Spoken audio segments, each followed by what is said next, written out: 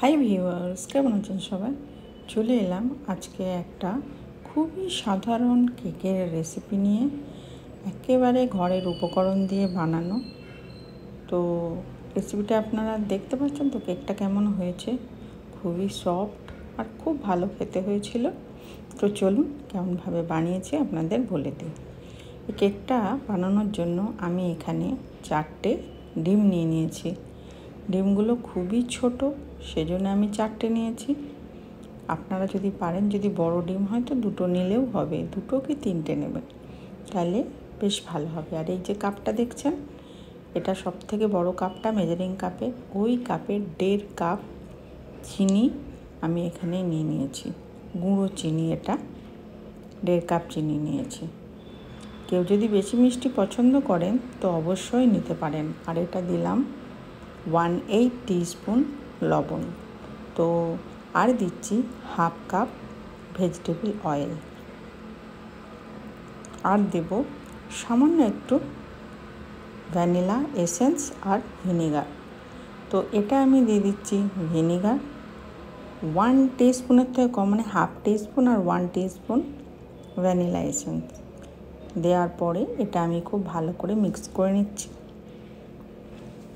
এই যে বড় কাপটা দেখছেন, এই কাপ মেপেই আমি এখানে পুরো 2 কাপ ময়দা নিয়েছি, আর ময়দাটাকে 3 থেকে 4 বার চেলে নিয়েছি। এবার আমি এই ময়দাটা ডিমের মধ্যে মিক্স করে নেব। পুরো একবারে সব মিক্স করব না, এটা 3 ভাগে মিক্স করব।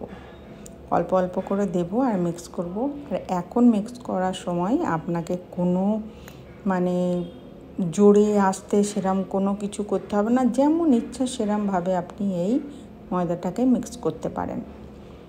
ডানে বাঁয়ে যেদিকে হোক, ঘুরিয়ে, জোরে হোক, আস্তে হোক, কোনো অসুবিধা নেই, কারণ এর মধ্যে বেকিং পাউডার, বেকিং সোডা কিছু দেওয়া নেই।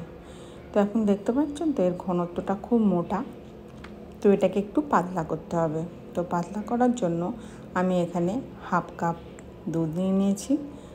খুব হালকা গরম দুধটা, যাকে ওয়ার্ম মিল্ক বলা হয়, সেই।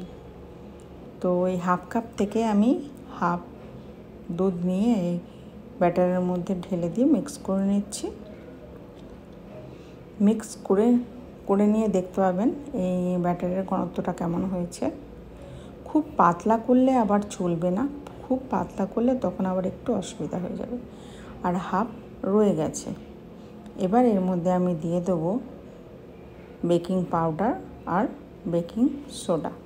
তো এখানে আমি 2 কাপ যেহেতু আমি ময়দা নিয়েছি, সেই জন্য 2 টিস্পুন আমি এখানে বেকিং পাউডার নিলাম, আর 1/4 টিস্পুন এখানে নিয়েছি বেকিং সোডা। এবারে যেটুকু দুধ বেঁচেছিল সেইটুকু দুধ বেকিং পাউডার আর বেকিং সোডার উপরে আমি ঢেলে দিলাম। এবার আপনি দেখুন, এটা বেকিং পাউডার, বেকিং সোডাটা একসঙ্গে দুধ ঢালতেই এটা অ্যাক্টিভ হয়ে যাবে, এবং এটাকে আমি খুব ভালো করে এখন মিক্স করে নেব। খুব ভালো করে মিক্স করে নেব, আর খুব জোরে জোরে এটা এখন ঘোরাবো না, আস্তে আস্তে ঘুরিয়ে, যাতে বেকিং পাউডারটা খুব সুন্দরভাবে এর মধ্যে মিক্স হয়ে যায়, সেরকমভাবে আমায় মিক্স করে নিতে হবে।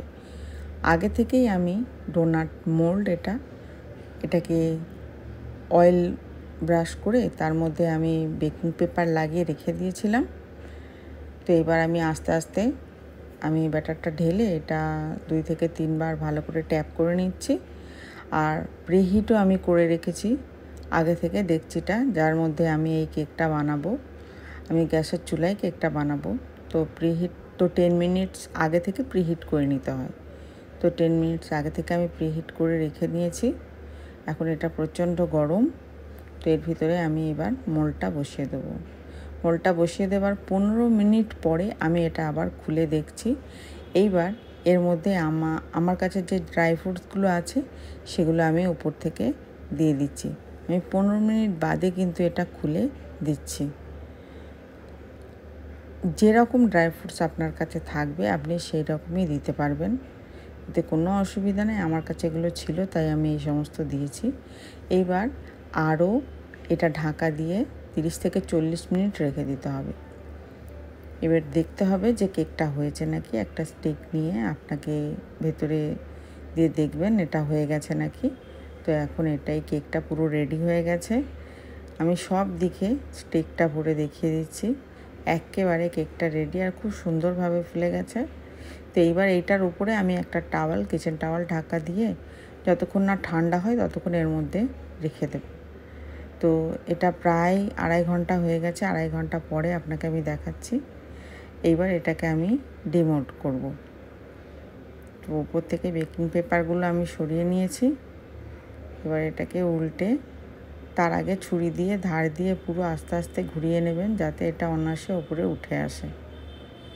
যখন কেকটা পুরো রেডি আর খুব সুন্দর ফুলেছে, আপনি তো দেখতেই পাচ্ছেন আপনারা।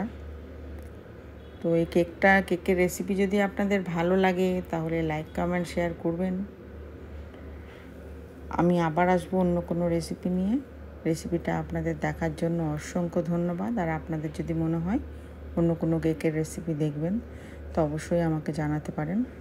আমি আমার নিজের বেস্ট দেওয়ার চেষ্টা করব আপনাদের কাছে। তো আজ এই পর্যন্তই। আপনারা সবাই ভালো থাকবেন, সুস্থ থাকবেন। আবার দেখা হবে নেক্সট ভিডিওতে।